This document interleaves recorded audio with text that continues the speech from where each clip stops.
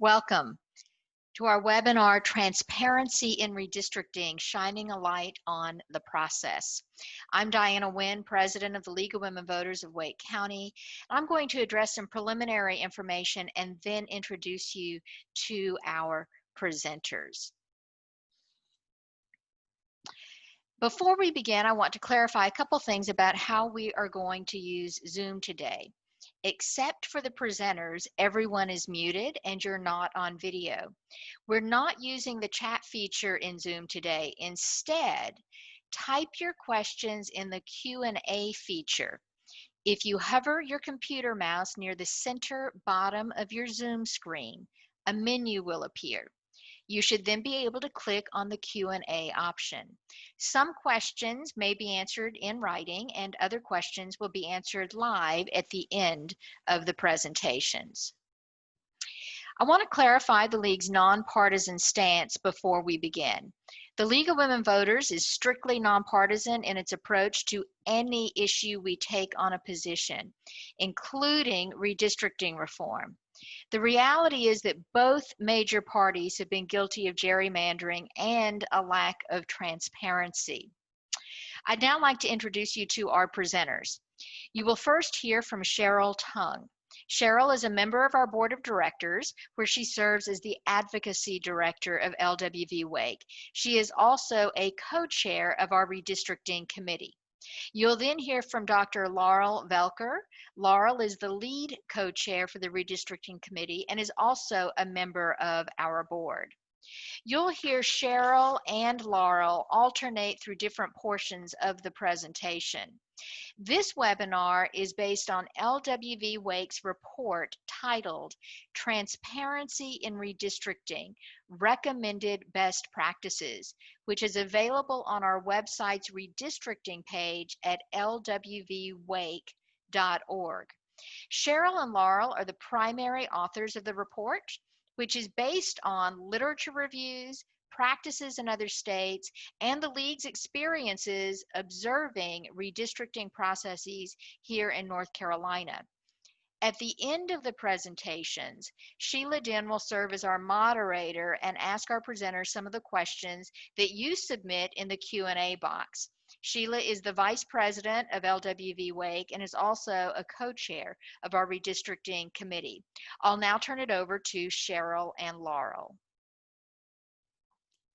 Thank you, Diana, and welcome everyone. It's great to see so many people out there. We appreciate you joining us today as we dig into a little deeper into redistricting and into transparency. So there's been a lot of discussion around redistricting reform this last decade and the need for transparency in government. But I want to talk about, what do we really mean when we say the word transparency? Well, transparency is really shining a light or publicly observing the who, what, and where of the map-making process. By publicly observing, voters become aware of the process and why it's important, and in turn, this awareness of the issue provides an understanding of why voters have felt disconnected from government or kind of felt like government wasn't working for them. It's kind of what Oprah would call an aha moment. Let's take a minute to examine North Carolina and transparency, or lack of the transparency that exists.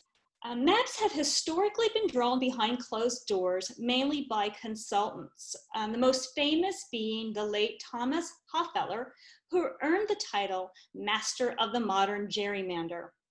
Last year, Hoffeller's daughter, after her father's death, turned over hard drives to Common Cause. These hard drives contained a goldmine of data. Most of it was race-related, which is thought to have been used when drawing maps during last decade. So it's no surprise really that North Carolina ranks among the worst in the world for unfair voting districts. So when there's no transparency or public observation, what effect does this have on our communities? Well, most importantly, we're left with the unfair voting maps and gerrymandering. But there are less noticeable effects as well that are equally destructive to our democracy. we lose the opportunity to engage and educate citizens on the process of redistricting. They start believing that their vote doesn't count, and so they distrust the process because they really see it as confusing or a bunch of gobbledygook, as Chief Justice John Roberts described in Gill versus Whitford. And an uninformed voter becomes an apathetic voter who no longer really cares because it has become meaningless and they really have a lot of other things to worry about right now. So this allows legislators to protect themselves and be under no obligation to create competitive districts. A lot of times they don't even have to campaign or hold town halls in their districts. But on the contrary, a transparent process can improve public trust in the government, meaning better and fair maps are generated.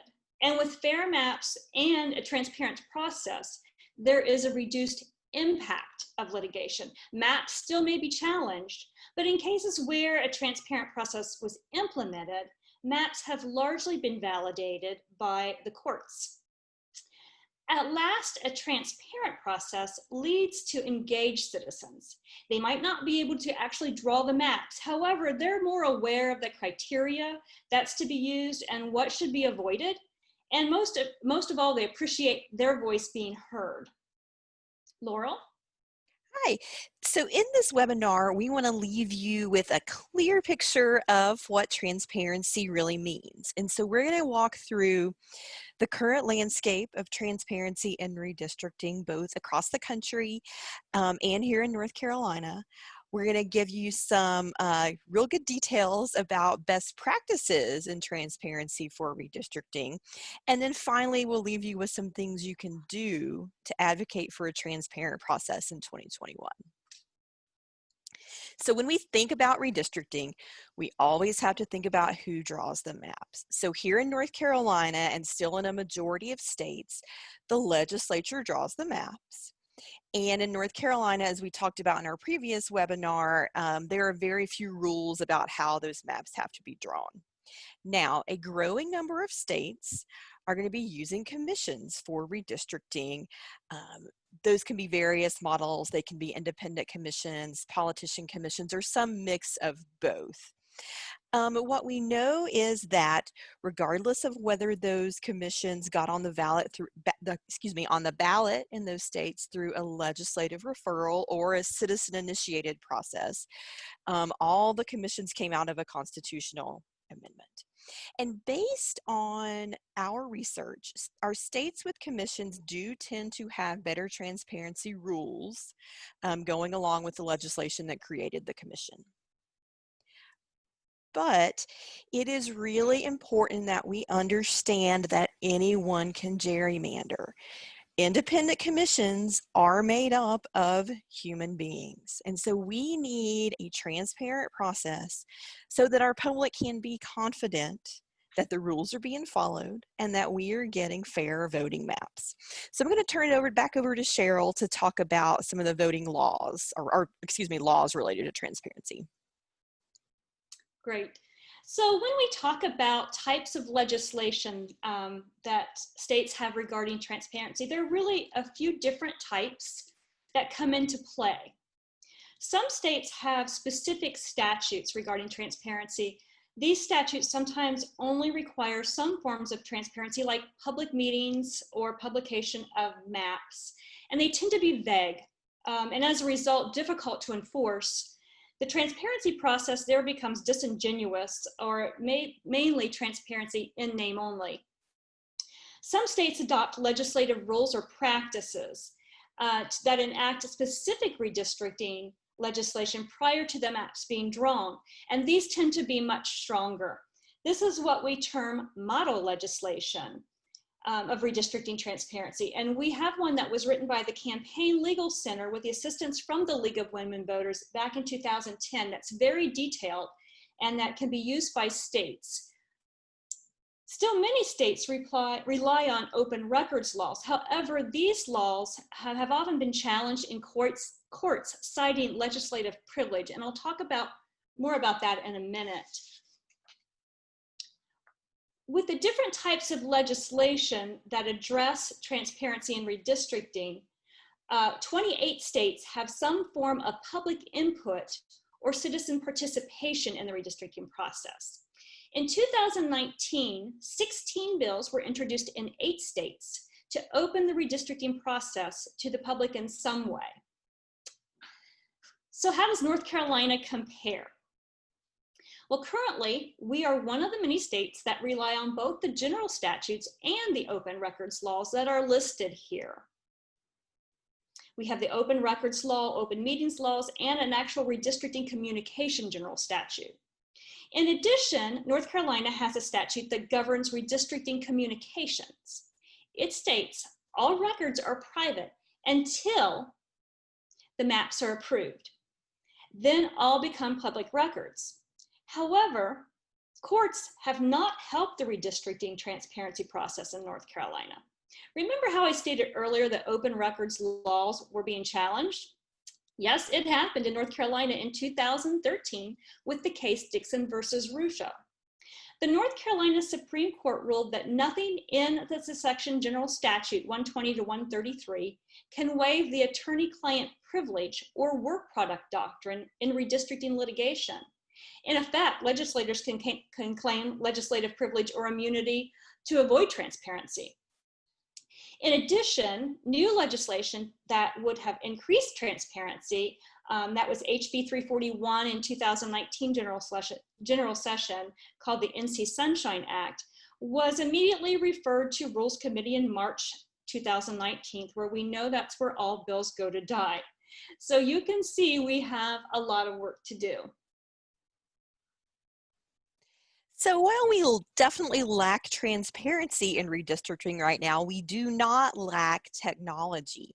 And we've probably all heard that a big jump in technology allowed legislatures here in North Carolina and across the country to gerrymander with almost surgical precision.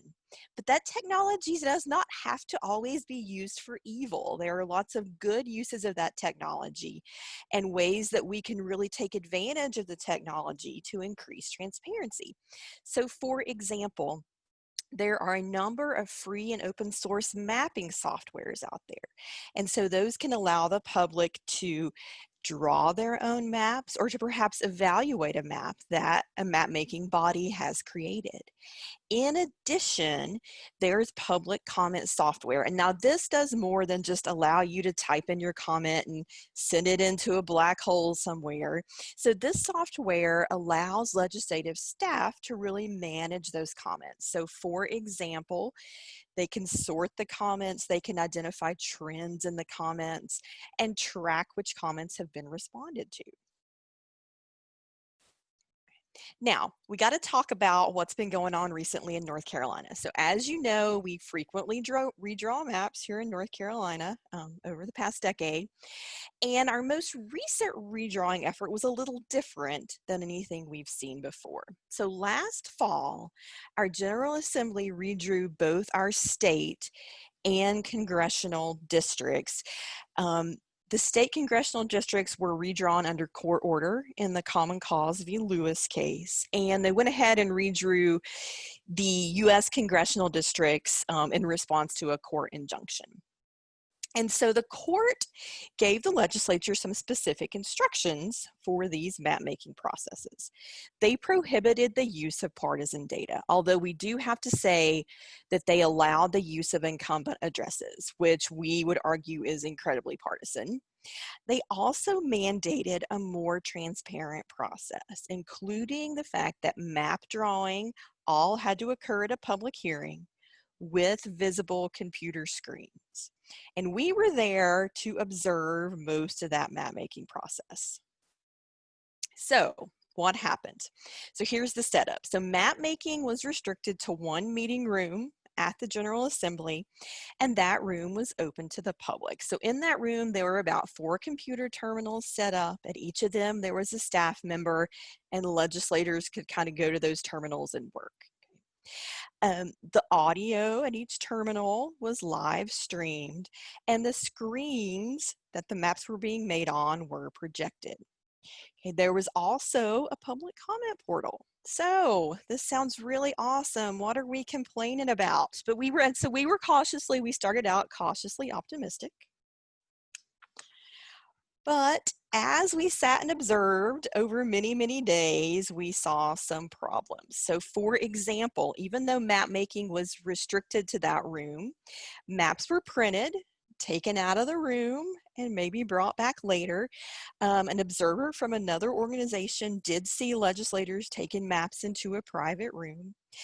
While there was audio and video streams, it was nearly impossible to connect them. So for example, we could hear a conversation going on, but then you couldn't really connect it to which projected computer screen it went to. So it was impossible to match words and map making. In addition, legislators were holding lots of conversations away from the microphones. They were on their cell phones. They were answering texts and walking in and out of the room. And finally, there was a public comment portal, but we saw no real response to those comments, which really left us to wonder if anybody read them. So in the end, we decided that this was transparency in name only. Now, we do not know what happened in that private room, and we do not know what our lawmakers were talking about over in the corner, but this did not increase our confidence in this process. And as one of our members said, gerrymandering in public is still gerrymandering. So now I'm going to turn it over to Cheryl to get us started talking about how we can do this better. Thanks, Laurel. So as you can see from observing the legislators' transparent process, we need to demand increased transparency. So let's dig in and look at the details as to what that entails. The best practices can be broken up into guidelines, information, technology, time, and budget. And first, we're going to discuss the guidelines. First, what's the process for implementing transparency in each step of redistricting? What will the website offer the public to become more educated in the process? And what's the when, where, how will maps be drawn? And when and where and how will public hearings occur? How will the public be able to observe and comment on criteria in maps? Will the public be able to access the data and make their own maps? Can the maps be submitted? These are all the questions that create the process and should be formalized well in advance. Criteria. How will the map makers determine the criteria? How will they determine communities of interest? And more importantly, will the public be able to weigh in on what constitutes a community of interest for them? Formalize the map-making process. Lastly, they need to publicize and finally share the process and all that criteria with the public. The information. Let's talk about information and how those responsible for redistricting keep the public informed. Listed here are all the items which need to be communicated to the public on a redistricting website and through community outreach. They include detailed information about the process, the access to the data and the open source map-making software, a schedule of all the public hearings that will occur across the state, and recordings of those public hearings and other meetings for those who cannot attend or need to, right as we are right now, listen to them via video streaming. Proposed maps with the rationale and the ability to subscribe to notices. Many of us have written public comment on our state legislators portal. We know it's not always easy to find on the website, and we actually wonder if anyone reads them. So for redistricting, the online portal should be front and center on the redistricting webpage with a big button. The portal should be available at all stages of the process. And any comments submitted should be immediately made to the public so that the public can view what others are concerned about. And response to the public comments should be included in the justification for the final plan, meaning if there was an overwhelming number of comments, say at a particular community of interest, the final plan rationale should state, due to public comment for the need for this community to remain whole, this line was drawn here.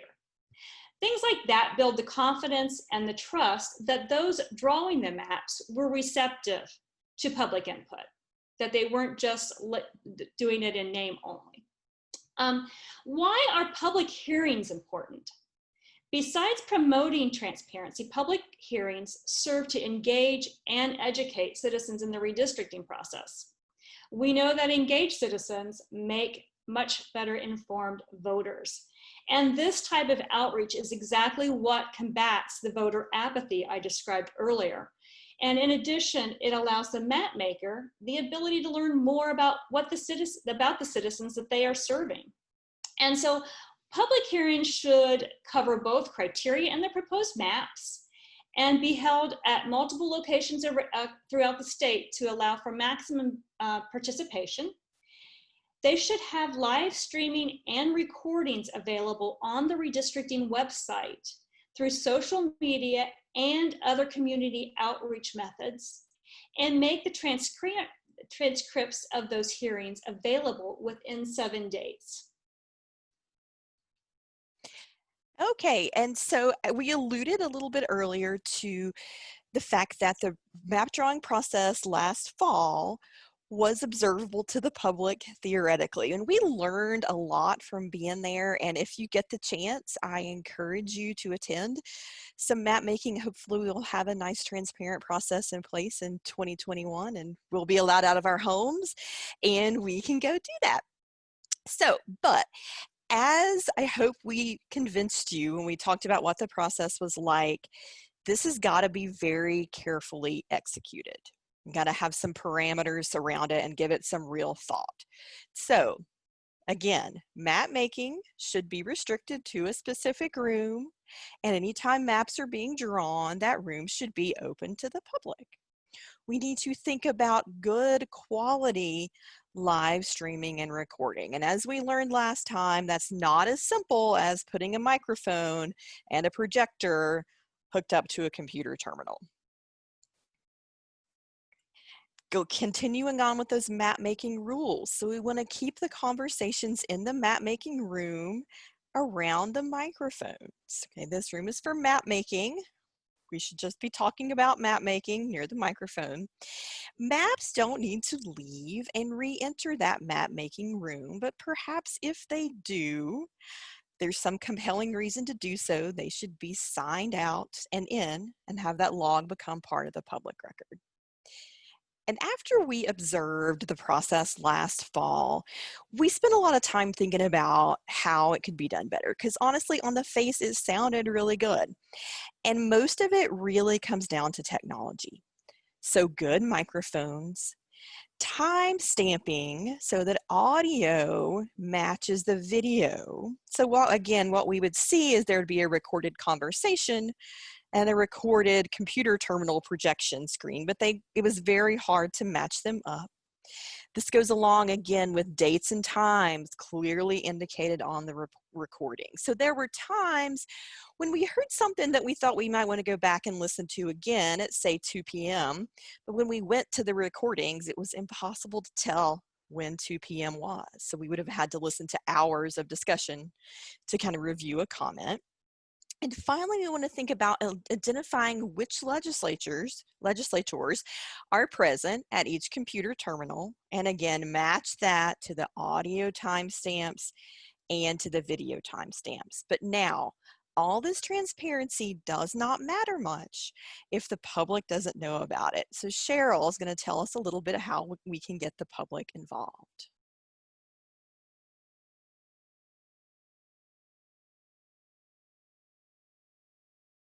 Cheryl, you're muted. Sorry about that. Again, the more the redistricting process is discussed, the more engaged our citizens become. So investing in community outreach is key to fostering confidence and trust. And that's one area that we have seen that the legislators legislators don't really do and that we would like to see more of.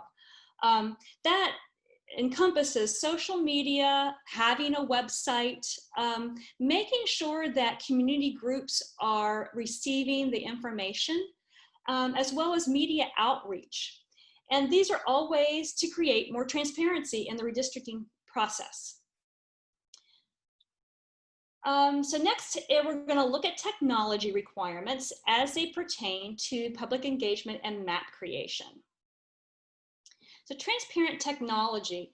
In order for the public to analyze the legislators' maps, these maps need to be created with either what we call open source software or sufficient documentation for a third party to replicate with independently developed software.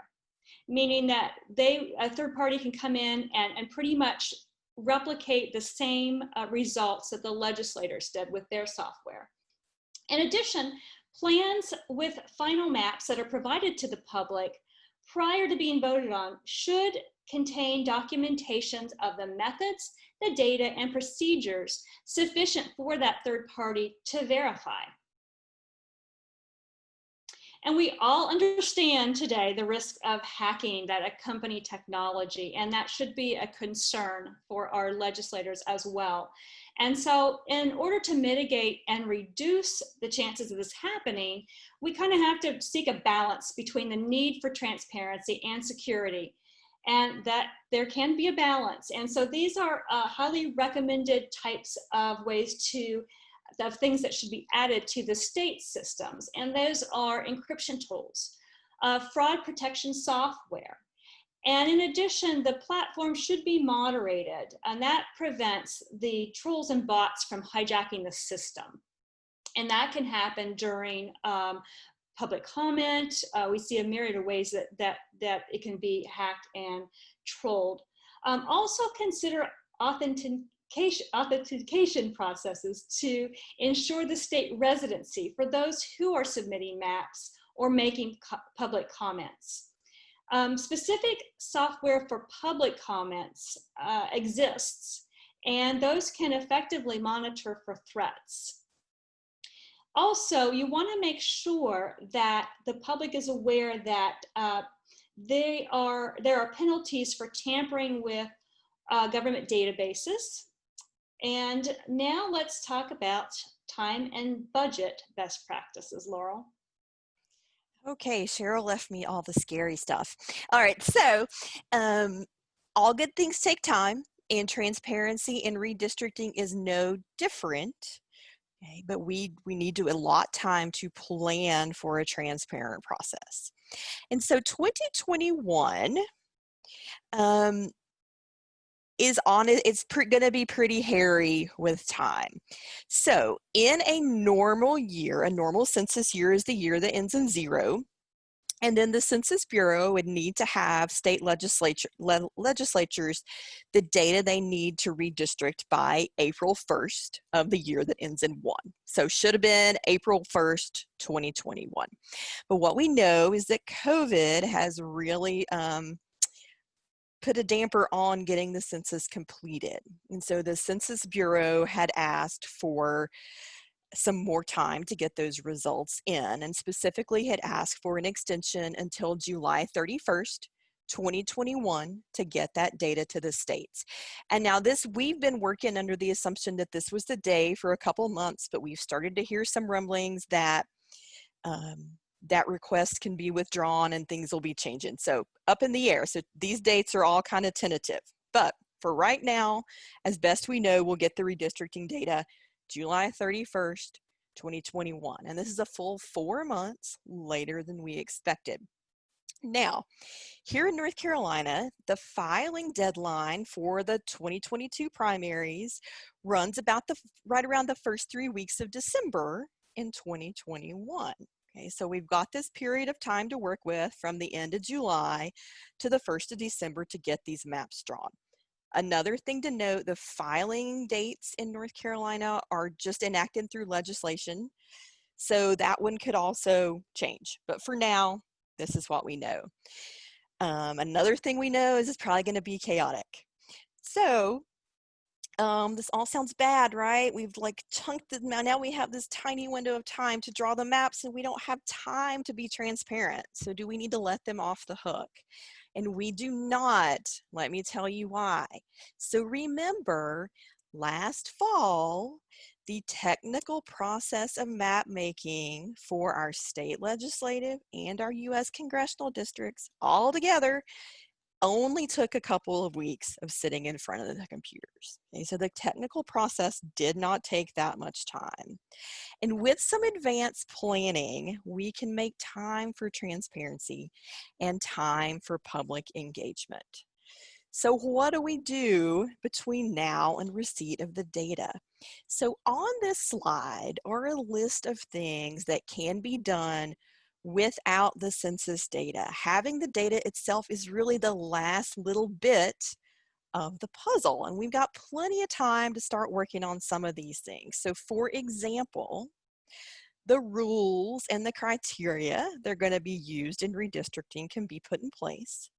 They can find the software, get it installed, train the staff how to use it. And now something we know is that the National Conference of State Legislatures, and so that's like state legislatures sort of trade or professional organization, has been conducting trainings to get states ready for redistricting since the summer of 2019. So a full year ago, some states have started getting ready to do redistricting well in 2021. And then if I encourage you to kind of go to the National Conference of State Legislatures website, they actually have a lot of good information there. Some of these trainings you can actually see there, and we really hope somebody from North Carolina has been participating. So we can have hearings prior to receipt of the data. So for example, some of the big decisions we have to make is what criteria will be used, and we need to understand from the public what they feel are the communities of interest that need to be considered. So those hearings can be conducted either live or virtually. In addition, we can plan the hearings that need to happen after the proposed maps are shared. So having hearings around the state can in a lot of ways be like event planning. So we need to find a venue, maybe, hopefully. If not, we need to figure out the live streaming and the virtual meeting technology, and all that can be done now. And last and not least, the B word, so budget. We have to ensure that our state legislature plans and approves a good budget for this process, and that can take a lot of time. We'll be back to that in just a moment. So based on our research, we just want to share with you some kind of hard stop times to be aware of. And these we took from the model legislation. And now in the redistricting transparency report that we're going to direct you to toward the end of this webinar, we have some much more specific timelines with specific dates. But here are some kind of hard stops regardless of what the actual dates end up being. So the data for redistricting from the Census Bureau should be available to the public within 2 weeks of the state getting it. And that's very doable. That's part of the model legislation. And there's that redistricting website again. Okay, and that needs to go ahead and be up and running. Proposed maps with a rationale for why this map is the best map should be available to the public 21 days before a scheduled vote. So this will allow people to examine it and to thoughtfully comment on it. And then the public comment period should be open at least 2 weeks before the scheduled vote. And so now we come to the big one, as I mentioned a few minutes ago, budget. And budget is certainly another roadblock to transparency. And so as we were preparing this report, we wanted to learn how much our state actually has spent on redistricting in the past. So several members of our redistricting committee sent some information requests under those NC public records laws Cheryl mentioned to the General Assembly. We actually sent 3 different requests, each seeking a different specific kind of data. And so we sent a few reminders and we waited a few months and we finally got the information. So over the past decade, the General Assembly spent about $80,000 on a mapping consultant and about $16,000 on software. But we know that in North Carolina, our main redistricting activity is going to court. And so that is where we spent, or the General Assembly spent, we didn't spend it, most of our money on redistricting. Okay. And again, that's exactly where our money was spent. And so I'm going to show you the number. So make sure you're sitting down. Don't knock over your glass of water. So over the past decade, our General Assembly has wasted 10.79 million taxpayer dollars defending redistricting related lawsuits, many of which they lost. Okay, so stop and let that sink in. Now, I've seen this number a lot and it still gives me palpitations.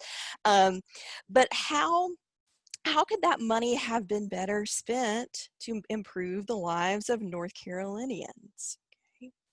This number does not include staff time that legislative staff had to spend redrawing maps that the courts declared unconstitutional. And we are also working on some additional requests, and so this number probably isn't the final number, it's probably bigger. Now, as we know, budget is or lack of a budget is often the excuse for everything. However, the General Assembly can spend this amount of money on attorneys. We absolutely can and must fund a transparent redistricting process in 2021. And so a transparent redistricting process really is, in my opinion, an investment in our democracy.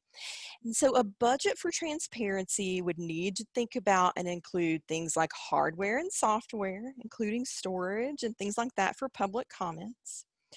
Expertise, and this is mostly related to using that map-making software, but often the company that sells the software or the National Conference of State Legislatures provides training for staff, maybe for free. Staff time, there may be extra staffing needs, especially to manage public comments. Travel for public meetings and listening tours, if that's something that's possible. And then a budget for community outreach, especially focused on groups that have been underrepresented in redistricting in the past.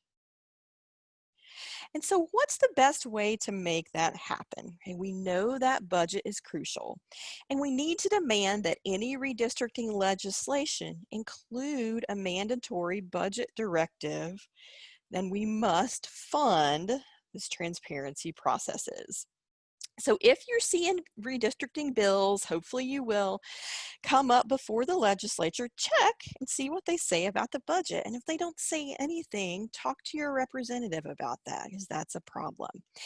Just like time, we know that money has been used as or lack of money, again, has been used as an excuse to avoid transparency. So here's an example. Michigan has an independent commission.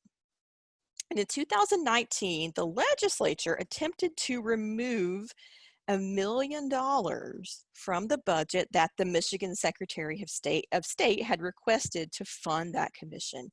And the Secretary of State said that would have a huge impact on the commission's ability to reach out to the public and engage the public.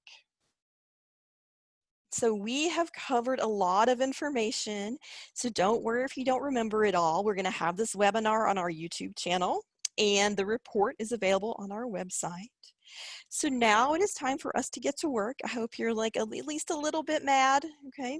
So Cheryl, what can we do to advocate for a transparent process? Oh, there's a lot, Laurel, that we can do. First, we can read the report. The League of Women Voters of Wake County Redistricting Community has been advocating for increased transparency in redistricting for decades. We actually stepped up efforts with every lawsuit that was filed since the last round of redistricting beginning in 2012 and have gone what I call full throttle for the past 3 years. providing public comment, joining lawsuits, and most recently, demanding greater transparency during last fall's redrawing of the state and congressional maps. We will continue to advocate, join coalitions when opportunities arise that align with our positions, and we'll continue to work to inform and engage citizens of Wake County and North Carolina on the topic as we are today. So last year, Laurel and I compiled a report on research we carried out beginning in 2018. The report provides a lot more details from the webinar that we're presenting today. It also references the link of the model transparency that I mentioned earlier, and that's an excellent starting point for passing legislation that deals specifically with transparency and redistricting. In addition, it details the best practices that we think the legislators should take that we talked briefly about here. So we encourage you to read it, share it with others, so that they might understand how important transparency is to this process. And it can be found on our website. If you go under the issues and then redistricting, there's actually a big blue button in the center of that page that you can download the report. So what can you do? Well, what else can you do? Most importantly, you can vote.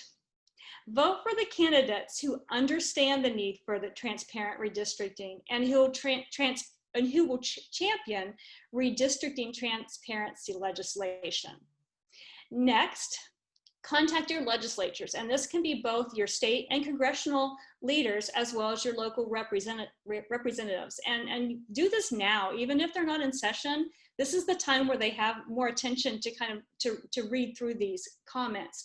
Demand that not only we get general redistricting reform, but ask for specific transparency measures that were outlined in our best practices section of the webinar, and urge them to start planning now.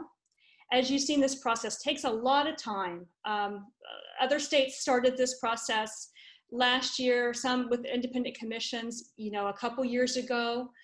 So share what in particular they should be doing now, and demand that they budget for transparency. We've seen and heard that, and that's one way that they avoid it, is they pass a lot of legislation, but then they don't pass the budget for that. Remember that huge number that Laurel talked about earlier, 10.7 million? Make sure your representatives knows that number. The number of taxpayer dollars that were spent on redistricting lawsuits defending maps that they knew were racially and partisan gerrymandered.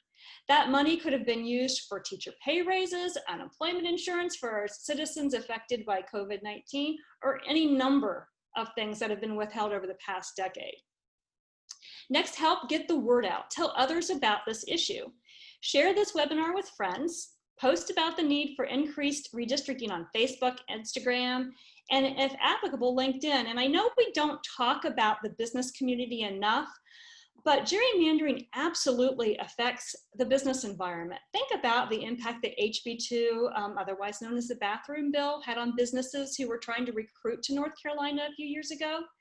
This bill would not have passed if it had not been for gerrymandering, which created a supermajority and a veto-proof legislature. And think about how COVID-19 could have played out differently in our state with legislations had our legislators been made up of different people or didn't have a veto-proof majority. So there's plenty of other extreme legislations that have impacted businesses. So tell them about that $10.79 million worth of taxpayer dollars that was wasted. Also, please write letters to the editor on the need for legislators to address redistricting that includes transparency. Make sure that you emphasize that the time to begin planning is now, and make sure that they budget appropriately. We have excellent resources available on our website to help you with this. Participate. Join the redistricting committee. We would love to have you and get involved with what we're doing, and plan to attend mostly going to be remote redistricting legislative committees right now due to COVID. So while we might not be able to attend legislative committee meetings in person, please subscribe to the redistricting committee notices that the legislators put out, and those are on ncledge.gov. on the website.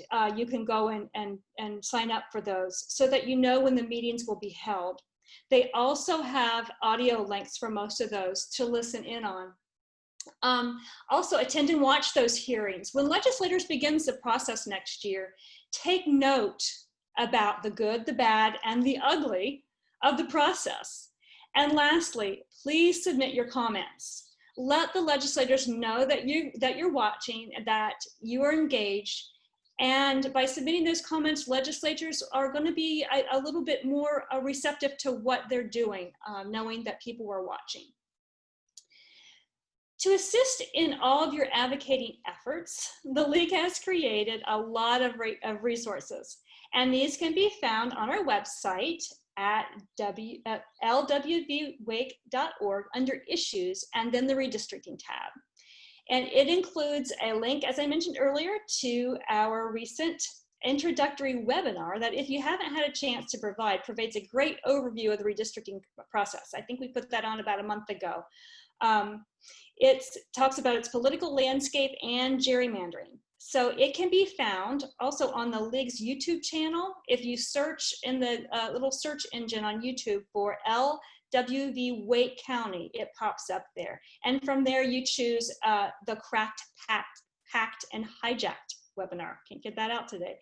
And subscribe to our channel as well, because all of our webinars will be on there, and it's easy to get back through there and share the links. As I mentioned earlier, you can find the detailed transparency report on the blue rectangular button on our redistricting page. And we have many fact sheets that provide an excellent overview of the basics of redistricting. And we also have other reports on different aspects of redistricting, and one is a detailed review of the litigation from the past decade. And just as important, there's a messaging guide along with other documents under action tips. And this can help you develop written materials like the letters to the editor, social media, and presentations. In addition, we offer a book discussion toolkit for David Daly's book titled Rat-Effed: The True Story Behind the Secret Plan to Steal America's Democracy. This book does an excellent job of explaining how gerrymandering was so successful, beginning with the 2010 Project Red Map. And we can also facilitate a book discussion group book discussion for your group. And last, you can always invite us to speak to your group about redistricting. We can do this now via Zoom, or when in-person events are safe. I don't know when that will be. But we can come to events, but most of them are, I think, in the near future will be on Zoom. So as you can see, there are many things that you can do, and the League is here not only to educate and advocate for transparency, but to provide you with the resources as well.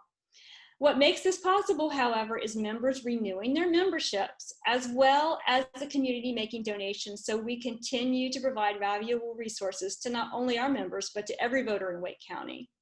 Remember, membership alone does not cover our expenses, so we encourage you to help us as we work to in gerrymandering and the practice of politicians handpicking their voters.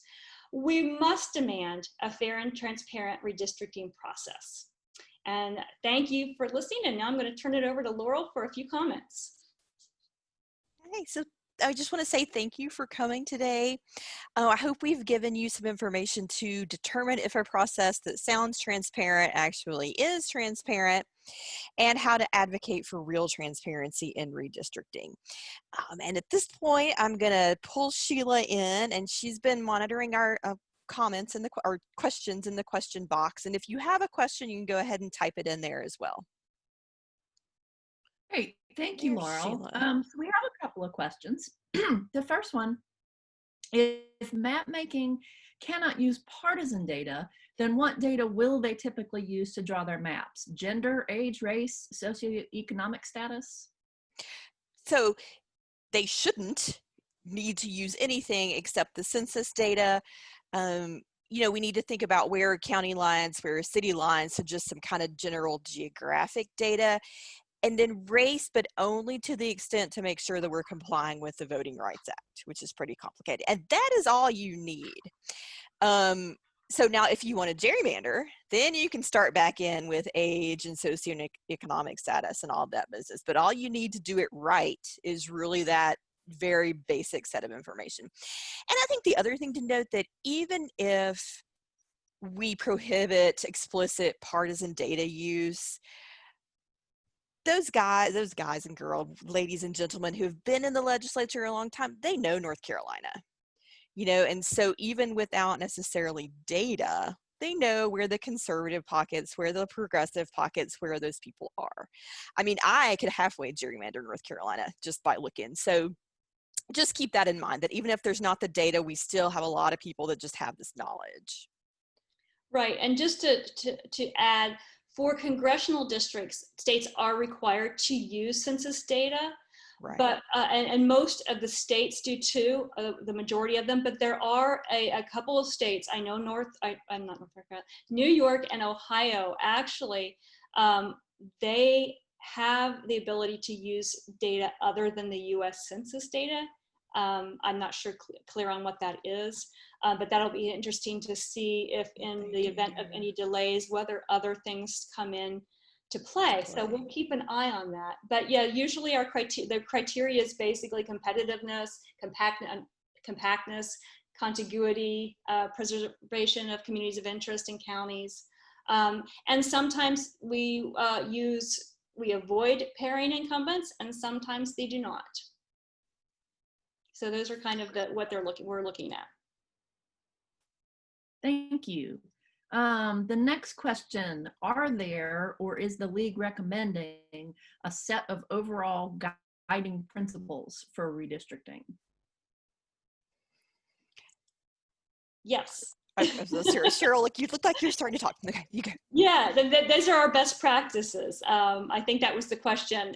The redistricting process, the state has on its redistricting page, it outlines its redistricting process and what it must adhere to in terms of elements of the Constitution and the process and how it goes. What we want to see is just best practices in terms of how they carry out that process, how they can involve the public in every step. So those best practices for the process is what we really want to see legislators adopt. Yeah, and I would add, if you're talking about just even getting more general, our basics webinar will talk through some of the basic things like Cheryl mentioned briefly: compactness, contiguity, communities of interest, like really what that means. The model legislation, which you can link from the transparency paper, is a really good way to kind of think about an overview of this is how we'd put a process in place. So yeah, I don't know that there's one specific overall, statement that we have, but there are lots of guidance out there. And really most people who are in redistricting reform kind of agree on the basic criteria you use and that it should be a transparent process. Thank you. I am not seeing any other questions. So if any of you out there have a burning question, you better type it quick. Well, thank you everybody for joining us. Yes, thank you so much. Anything else? Yep, I'm not seeing anything else. We hope that you will take a look at our website. We hope that you've gained some valuable information today that you can take to your friends and family and social media. And if you have any other questions that you guys think of, feel free to reach out to us. Our emails are on the website. So we look forward to hearing from you. All right. Thanks, everybody.